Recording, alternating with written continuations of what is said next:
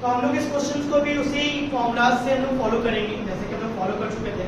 तो हमारे पास क्वेश्चन है, एक क्वेश्चन ये, दूसरा क्वेश्चन वो, हम लोग देखते हैं किस तरह से इसको सॉल्व किया जाए। तो हमारे पास जो question, the second term of n 80 is 32 even के साथ बैठाते जाते हैं। तो हमारे पास पहला जो दिया गया उसको काटते हैं। हमारे पास दिया गया बच्चों a7 is equal to 32। a7 को हम लिख सकते हैं कुछ इस टर्म्स में a plus 6d।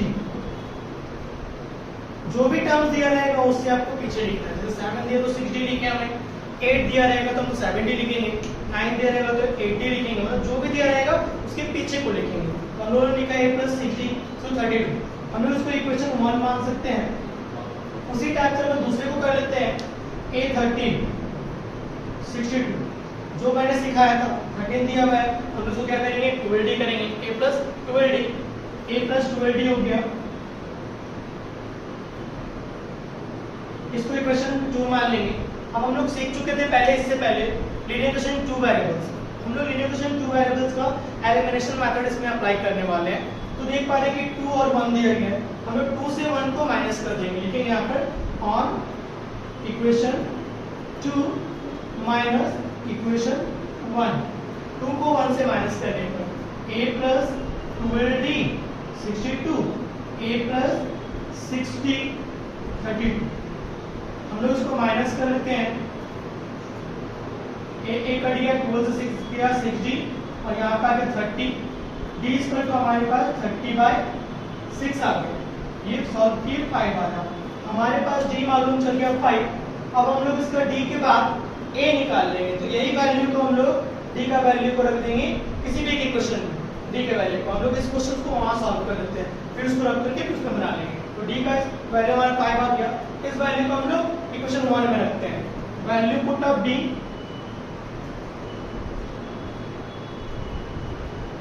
is equal to 5 in equation 1। Value put करते हैं लोग d का इक्वेशन 1 पे। तो हमारे पास है a plus 6d is equal to 32। तो हम लोग जहां पे d है वहां पर हम लोग 5 रख देंगे। a plus 6 into 5 32, a plus 30 32, a is equal to 32 minus 30। हमारे को मालूम चल गया a is equal to 2। तो ये हमारा a1 आ गया 2। अब इसी तरह से हम लोग को बोला गया है यहाँ पर ap निकालने को। ap निकालने के लिए फर्स्ट टर्म हमारे पास 2 है, सेकंड टर्म के लिए हम लोग को लगाना पड़ेगा a2 के लिए a plus d। a2 हमारा आएगा 2 plus 5 7। First term 2, second term 7, third term निकालते हैं a plus 2d। तो a हमारे पास है 2 और 2 into d, d 5 है, तो आ गया हमारे पास 12। तो इस टाइप से हम लोग को मिल गया इक्वेशन। हम लोग इसको ऐसे सटा देंगे 2 7 और 12।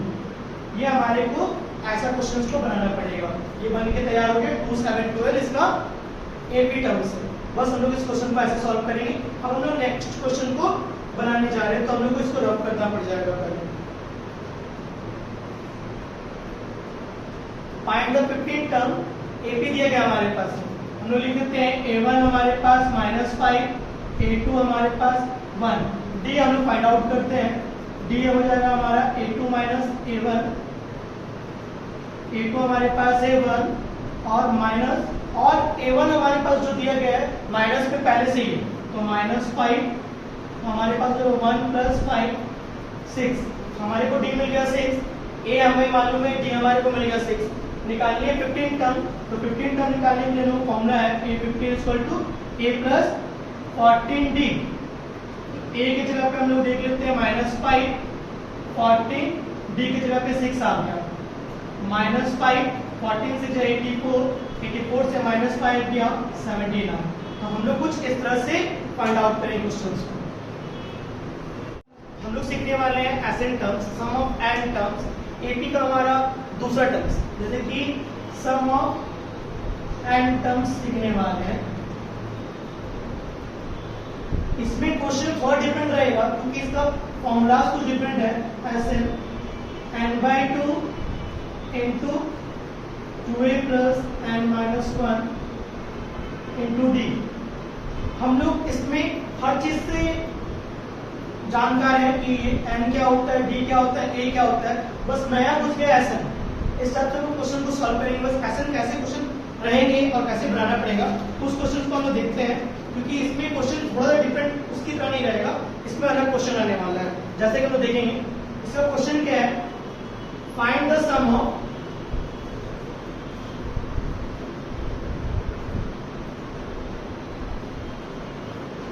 फर्स्ट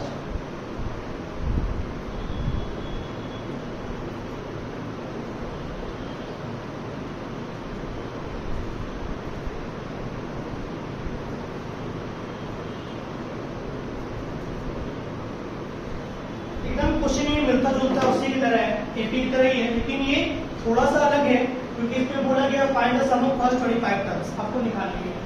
और इसमें मैंने आपको कुछ भी समझाया नहीं, इसीलिए क्योंकि एन के बारे में आप जानते हैं, ए के बारे में जानते हैं और डी के बारे में जानते हैं, बस आपका एसएन जो नया है वही सम ऑफ फर्स्ट 25 टर्म्स। तो हम लोग जो पहले गिवन दिया वो दे देते हैं। पहला a1 3 a2 7, वैसे a1 और a2 मालूम चल गया, हम लोग b निकाल लेते हैं। b का फॉर्मूला a2 माइनस a1 होता है, a2 हमारा 7 है और a1 हमारा 3, तो हम लोग को 4 मालूम चल गया है। बस इतना हम लोग को मालूम चल गया है। अब हम लोग सम ऑफ 25 टर्म्स मींस एसएन का फॉर्मूला लिखेंगे n/2 2a plus n-1 into d, बस S25 क्योंकि एसएन बोला है S25 निकालने के लिए, S25 निकल गया। अब जहां जहां n हम लोग 25 पुटिंग करते चल जाएंगे। 25/2 a की जगह पे हम लोग 3 बैठाएंगे, यहाँ 25 - 1 और d की जगह पे हमारा 4 आ गया। बस जैसा हमारे पास आ चुका है सॉल्व करते चल जाते हैं। 25/2 6 24 into 4 25/2 यहाँ पे आ जाएगा 6 और यहाँ पे 96 25/2 into 102, ये 2 से कट गया 51 बार 25 into 51। हमारे पास 25 into 51 आ चुका है।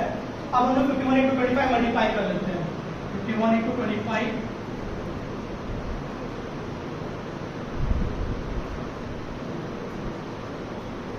हमारे पास मिल गया है ये आंसर 1275। ये फाइनल आंसर है। इस तरह से हम लोग क्वेश्चंस को एसएन के क्वेश्चन को भी टच करेंगे और इस तरह से बनाएंगे।